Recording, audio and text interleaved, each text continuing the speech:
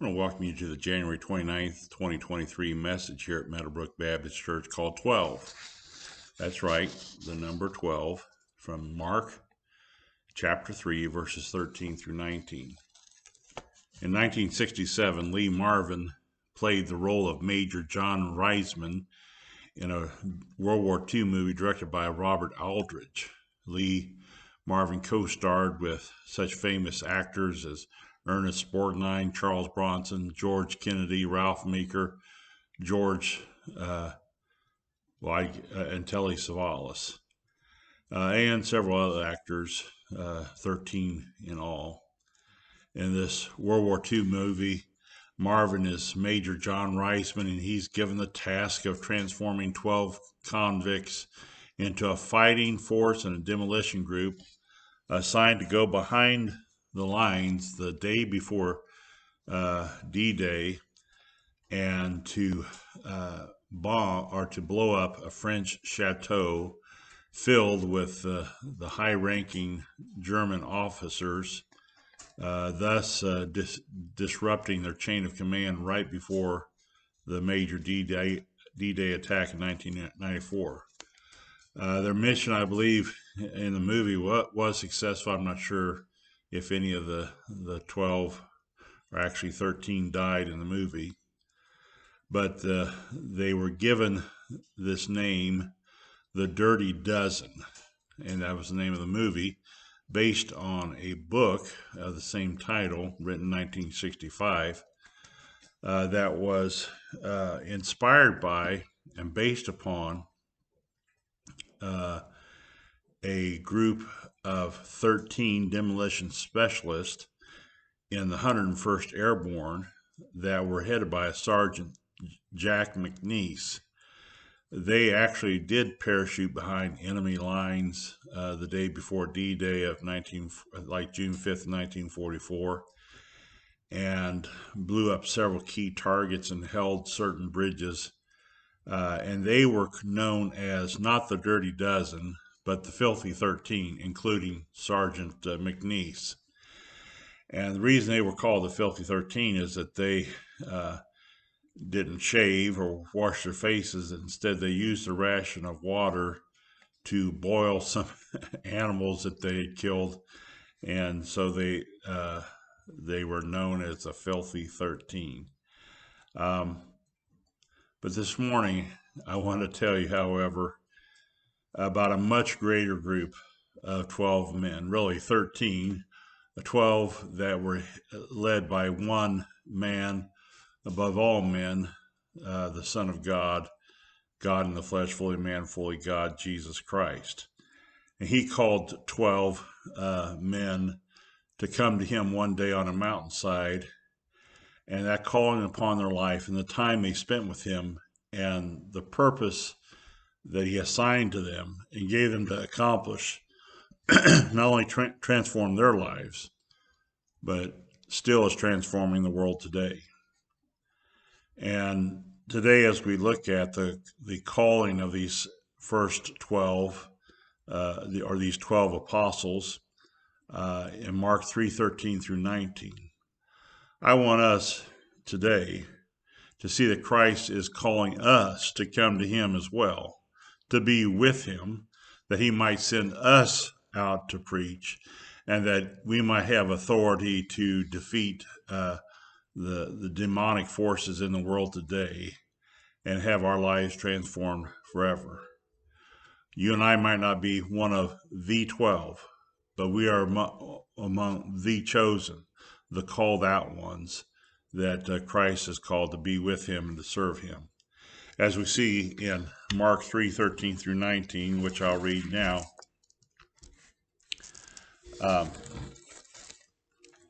Jesus went up on a mountainside and called to him those he wanted, and they came to him. He appointed 12 that they might be with him and that he might send them out to preach and have authority to drive out demons. And these are the 12 he appointed: Simon, to whom he gave the name Peter; James, son of Zebedee, and his brother John. To them he gave the name Boanerges, which means sons of thunder; Andrew, Philip, Bartholomew, Matthew, Thomas, James, son of Alphaeus, Thaddeus, Simon the Zealot, and Judas Iscariot, who betrayed him. In verses 7 through 12, right ahead of this passage, we see that Jesus had withdrawn from Capernaum with his followers to the Sea of Galilee. There it calls it the lake, but the Sea of Galilee. And it says a large crowd from Galilee followed Jesus and his disciples there. And there was such a large crowd following Jesus because of all of his miracles and his teaching with authority and casting out demons. At the beginning of chapter 3, right prior to at the beginning of this chapter, Jesus had went into the synagogue there at Capernaum, and on the Sabbath day, he had healed a man with a withered arm. And because he did on the Sabbath day, the Pharisees and the Herodians, the followers of King Herod, his supporters there at the synagogue, they began to plot how they might kill Jesus. But it wasn't his time yet, was it? And so Jesus goes with his disciples. It's a pretty good group. We don't know exactly how many of these disciples, larger group of disciples there were at this time.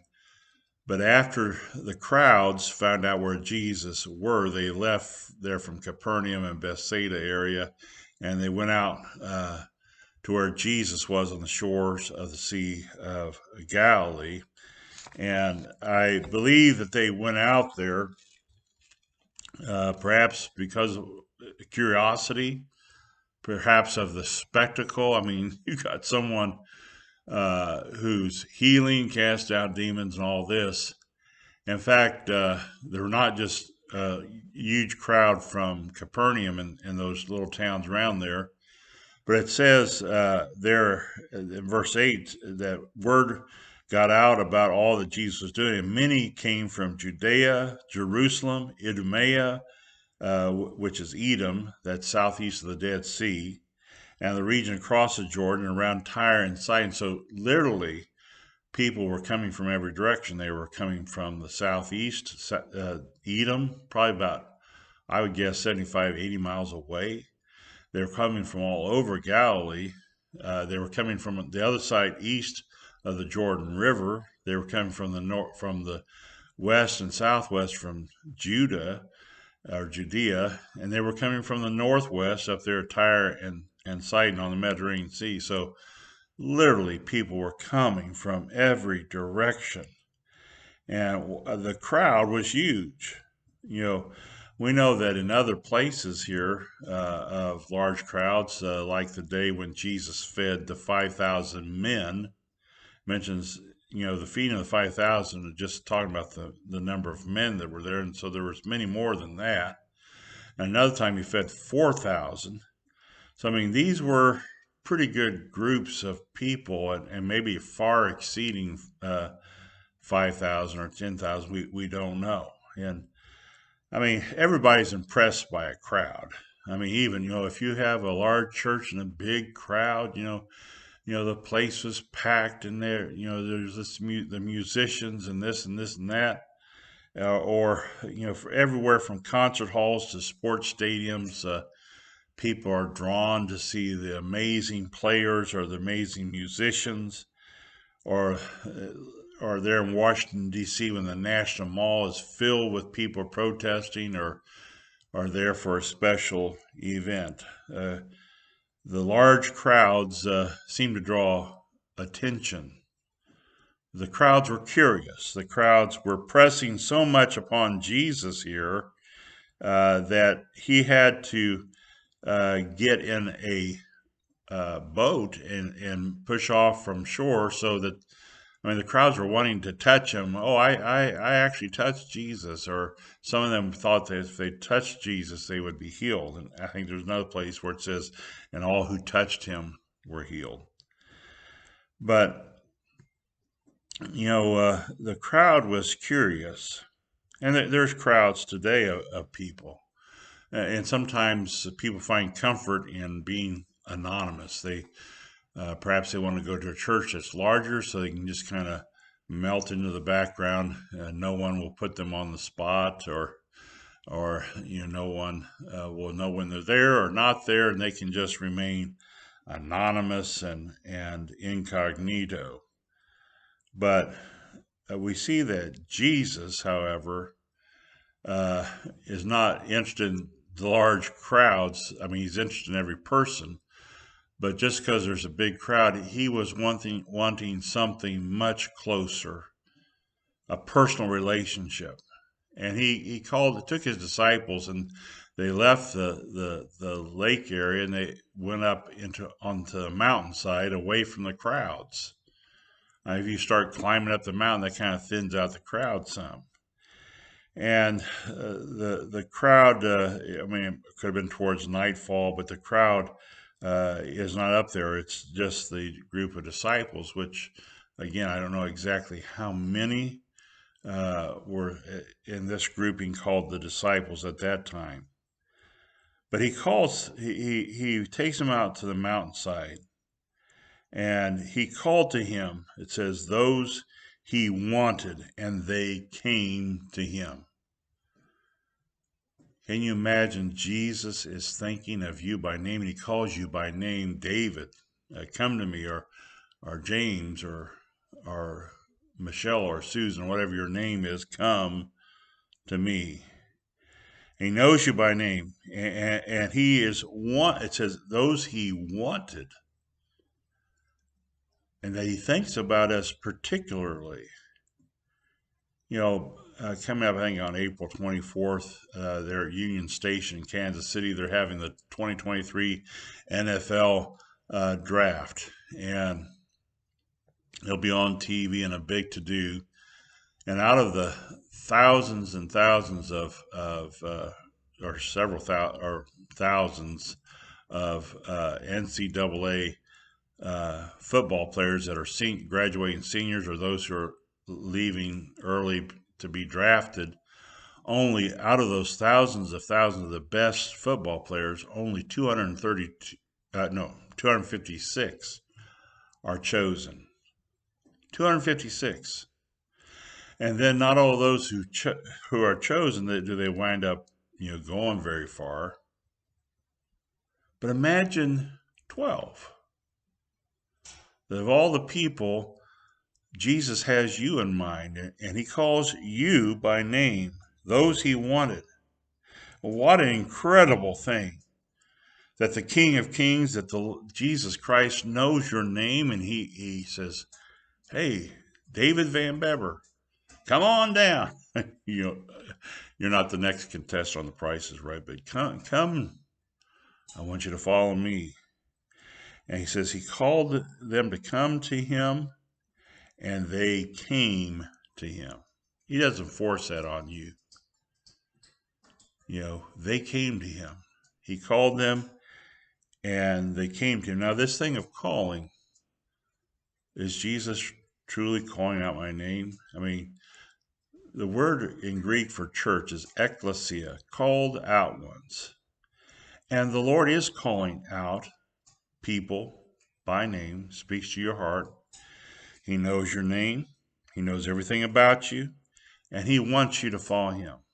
He's calling you out by name. But will you stand up and follow him? I have watched highlights of the NFL draft before, when they call out the player's name, and sometimes their family is with them, and boy, when the name is called up, they might already have the jersey of the team that they've been drafted for, but they stand up, and the number one draft pick, they walk up there with their jersey on, they get recognized, they take a stand, and they become part of the team to which they have been drafted. Christ, folks, is calling you and I to follow him. And he calls us to come apart from the crowd. It's easy. I mean, it's easy, to be in the crowd, and you hope nobody calls your name or asks you to do anything.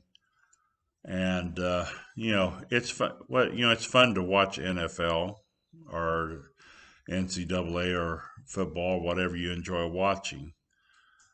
But football is you can enjoy being a fan and watching, but the greatest pleasure is in being out there on the field.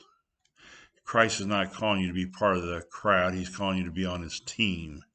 And I'm asking you, the Lord is asking you to respond to this message right now on video and message me or leave a comment or something saying, I want to take a stand. I hear Christ calling me and I want to follow him. Now in verse 14 it says, he appointed 12 that they might be with him, and that he might send them out to preach and to have authority to drive out demons. Jesus appointed 12. Now, this word for appointed can mean made. Jesus made 12. It's also in the Greek translation of the Old Testament, Genesis 1:1. It's the word used for created. Jesus created 12. He formed this group of 12. It just wasn't by chance that he made 12, but with great purpose. This was not a random calling out of the blue. They say, hey, like you're picking a kickball team or your dodgeball team. He had with great eternal purpose these particular men. And I will mention these are men that Christ called.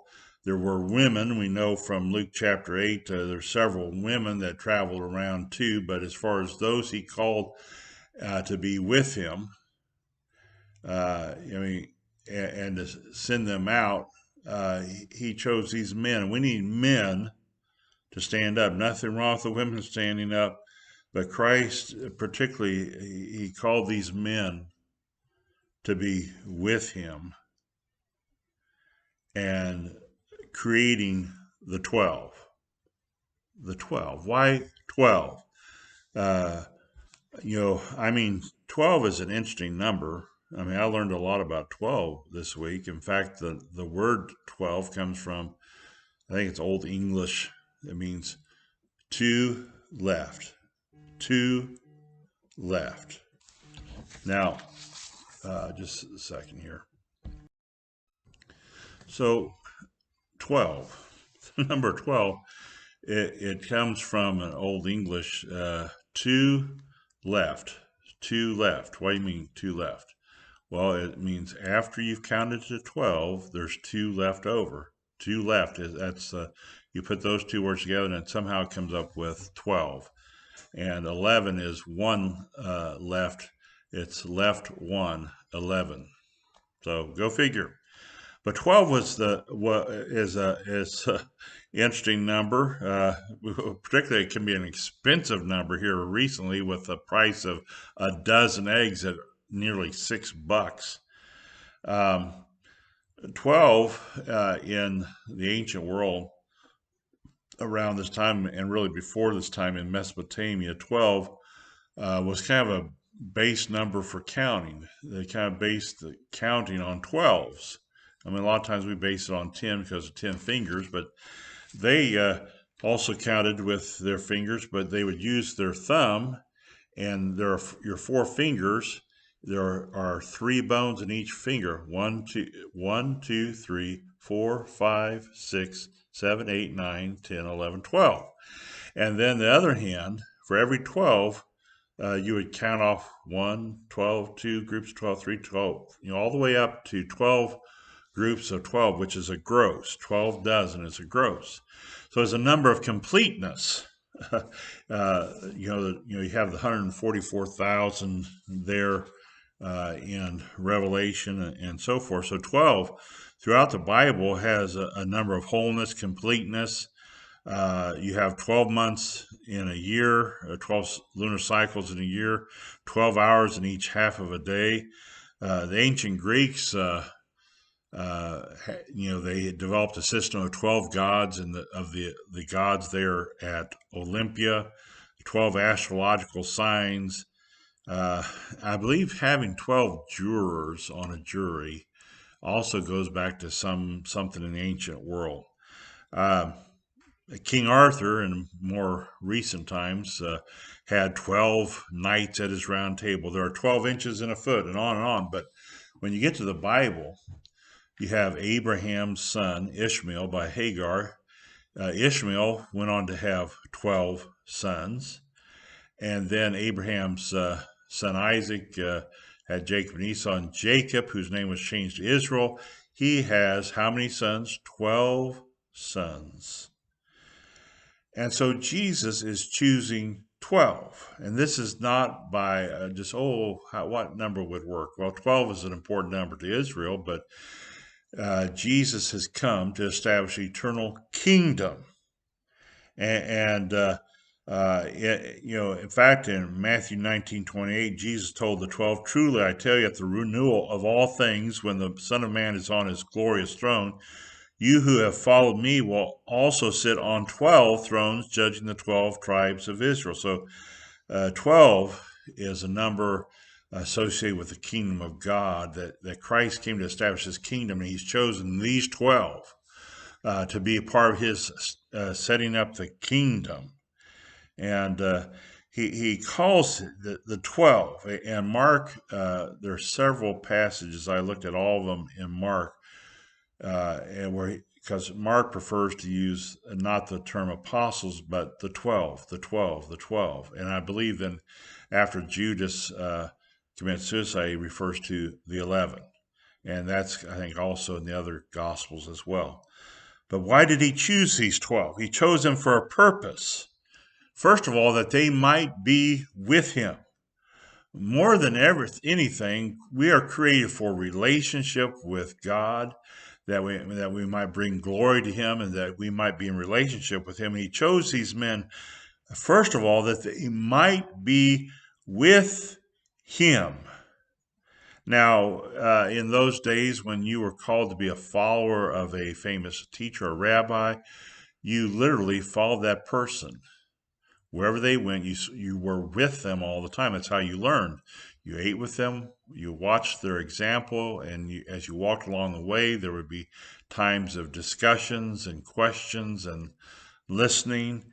And so you literally learned by being with them, and that changed your life. We send our students away to college for 4 years. They live sometimes, they used to live on campus, and they would be there, live 7 days a week, 24 hours a day there on campus where they could learn. It would be with the teachers.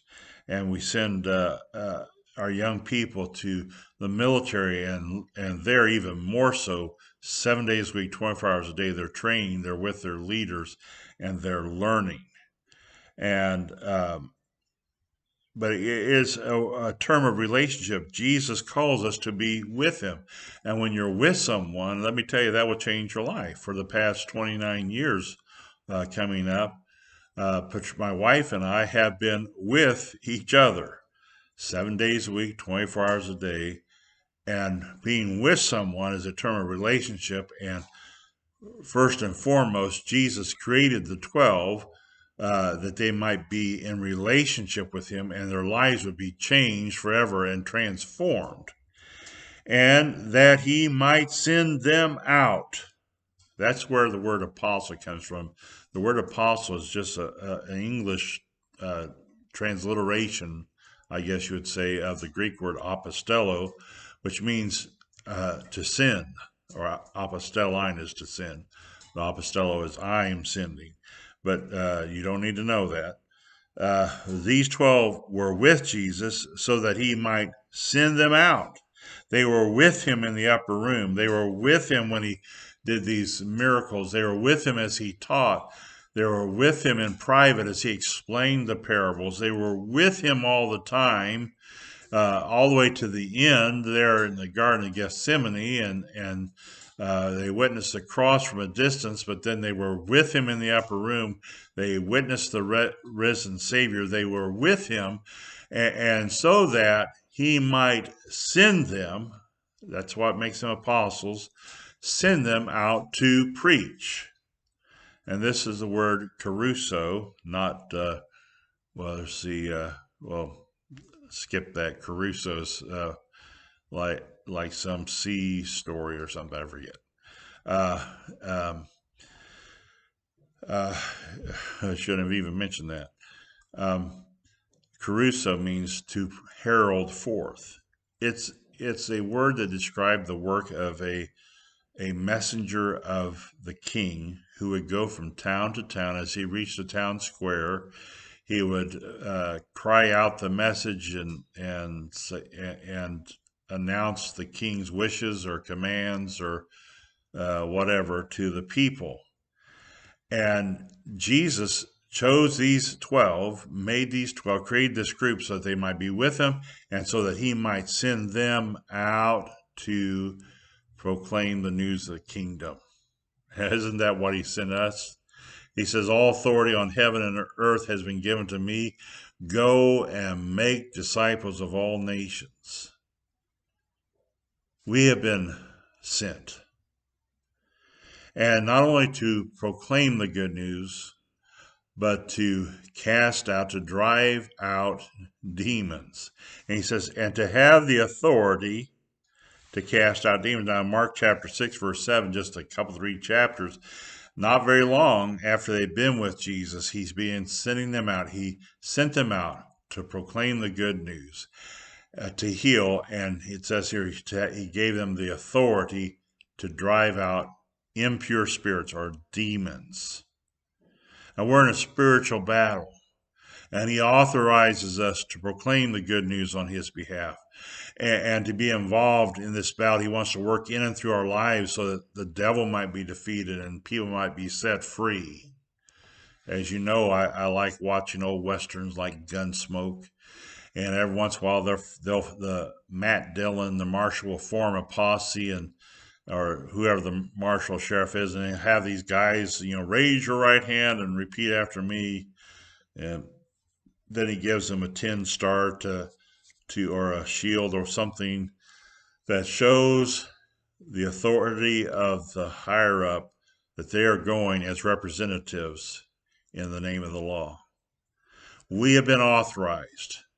We're chosen to be with Jesus, and he gives us the power and the authority in his name to drive out demons, to proclaim the good news, and so that people will be set free, to go and make disciples and to proclaim his kingdom. And folks, that's exciting. Now, Christ calls us to a close relationship with him that will change not only our lives, but the lives of others that are touched through his ministry in our lives to others, in and through our lives to others. Now, here in verses 17 through 19, it lists the names of the 12 apostles. You also find this in Luke chapter 6 and Matthew chapter 10. And each of these lists, there are listings of four groups of 3 each. They each begin with Peter, and they all end with Judas Iscariot, who betrayed him. And as you might, I probably already know, in Acts chapter 1, they replaced Judas with Matthias. And we find in these lists, again, a list of names. So what's in a list of names? In certain parts of the Bible, like in Chronicles, sometimes you'll see this list of names. Oh my goodness, these names. But I tell you, when I'm reading through a list of names and I recognize someone I know, oh, that's so-and-so. That's so-and-so. I know so-and-so. That's so-and-so's aunt or uncle, or my niece or this, and you have a relationship. And sometimes those names are called out, your heart starts beating a little bit quicker. And then as you've been with people for a long time and you hear something of, oh, so-and-so, this happened to so-and-so that it gets your attention. Here Jesus would spend 3+ years with each of these 12 men. These names meant a lot to him. He called them by name. And they're listed by name, starting with Simon, whom it says he gave the name Peter, which means rock. And that nickname had meaning. A change in name in the Bible meant a change in character. That something had changed. Your name said who you were, that you went from being just a little pebble to being a mighty rock. Peter, Petros. And Peter's life was changed. And he became a rock. He had a faith in the Lord that was inspiring. He became a leader. And these first three, Peter, James, and John, these were their names are listed first because they were kind of like the inner circle. Jesus had 12, but then he had these three that he even spent more intensive time with as they would become key leaders among the 12. And you have James and John, the sons of Zebedee. It says, which he called Boanerges. He gave them a nickname as well, sons of thunder, Boanerges. And that's probably from Luke 9:54, where they were on the way to Jerusalem, and they were going through Samaria, and they came to this one little town that they wouldn't allow Jesus to pass through. He said, no, you guys go around. And James and John asked Jesus, shall we call down fire from heaven? And he gave them the name Sons of Thunder, probably based on that and similar episodes. But tell you, when you get to know someone and you kind of have some little nicknames, or it speaks of a deepening relationship of history, personal history, based on things that have happened. And as you begin to walk with the Lord and he changes your life, he changes your name, and you become close. And if you've ever been in a group of men, or usually it's men, but even with women, I've seen this happen where there's sometimes some nicknames, depending on the group of men. Some of the names might not be that nice, but they're nicknames. And then there's sometimes I've seen these teachers that try to connect with their students at school. And as each kid is coming in their classroom, I saw some videos of this teacher that had a special handshake. They would slap their hands twice and do like this. They had something unique to each person in her class. And Jesus and each of these 12, he had a connection. And these two, hey, he didn't call them James, John. He'd say, hey, sons of thunder, come over here. Hey, rock, Peter, come over here. And these three, he had nicknames for. And then the next three, Andrew, Simon's brother. You have two or three sets of brothers that are part of this 12. You have James and John and Simon Peter, and I'll mention another two that might possibly be brothers in a minute. But you have Andrew, and you might remember if you've read John chapter 1, I think it's around verse 35 or so, where Andrew, after he meets Jesus, he goes and finds Peter, and then he goes and finds Philip. And he says, could this be the Christ? And then Philip, who's the second one in this second group, he goes and finds Nathanael. Now here it mentions Bartholomew, but Bartholomew, what that name means, son of Talmai. And this is Nathanael, whose dad's name was Talmai. But remember, Nathanael asked, can any good thing come out of Nazareth? And Jesus says, hey, I saw you while you're under the fig tree. And it's cool stuff here, but you have Andrew, Philip, then Nathanael. And then you have this third group it's led by Matthew. Matthew, who's also known as Levi, the son of Alphaeus, the tax collector there at Capernaum. Remember, left his tax collector booth to follow Jesus, and his life was changed. And Matthew means gift. He'd been a taker, but now he given his life to Jesus. I don't know if this is a name that Jesus gave him, from Levi to Matthew, but his life was changed. Levi, the son of Alphaeus, or Matthew. And then you have James. Here it says James, son of, wait, let me look at this again. Andrew, Philip, Bartholomew, Matthew, then Thomas, doubting Thomas, another man whose life was changed. He was a doubter, a skeptic. But I want to tell you, by the end of, particularly in John there, chapter 20, he says, my Lord and my God. You see, Thomas, he didn't remain doubting Thomas. he became believing Thomas. And then you have James, son of Alphaeus. Now, in the other list, he's called James the Lesser, but I believe this could be a nickname as well in the other list, James Lesser or James Micro. That means he was short or smaller. He was the smaller one of the two James. Have you ever had people in the same group, same first name? Well, so that's David V or that's David L or whatever. You have to designate them somehow. And they had this is Micro James, who's James, the son of Alphaeus. Now, if you remember, I mentioned that Matthew's name is also Levi, son of Alphaeus. So were these two brothers? I don't know. But each of these men, lives changed. And then this final group of three, you find out that there's some zealots. There were some people that were part of this 12, some of these men that were really looking forward to the coming of the Messiah. Now, their idea of Messiah, and you get this question that comes up: are you at this time going to restore the kingdom? They were zealous. They were part of a political, almost rebellious group that was. They were, ready to rebel against the Roman Empire and ready to reestablish the kingdom here on earth of Israel. And so here in this final group, you have Thaddeus, who is Jude. Again, in these other listings, Thaddeus and Jude are the same person, but then it says Simon the Zealot. And then finally, of course, Judas Iscariot.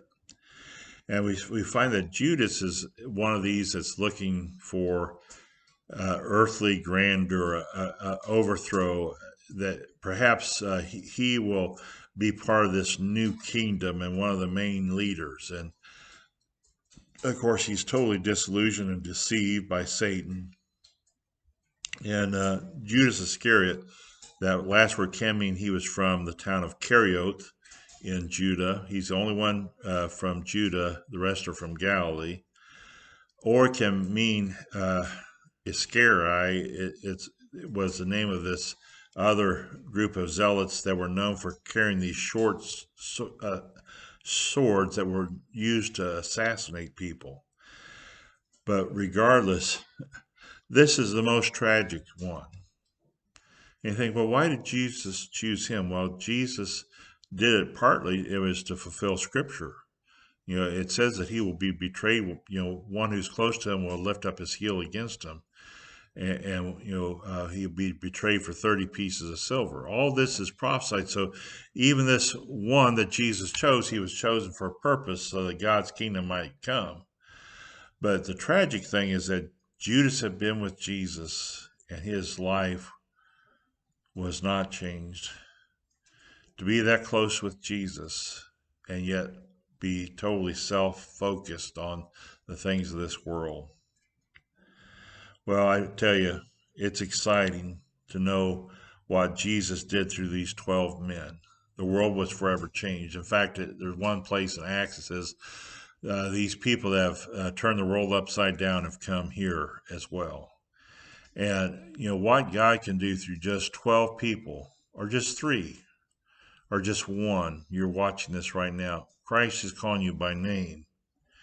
It's inspiring to watch stories like this, stories of the Dirty Dozen, which is quite glorified, dramatized, and stuff of just a small group of people who make a big difference.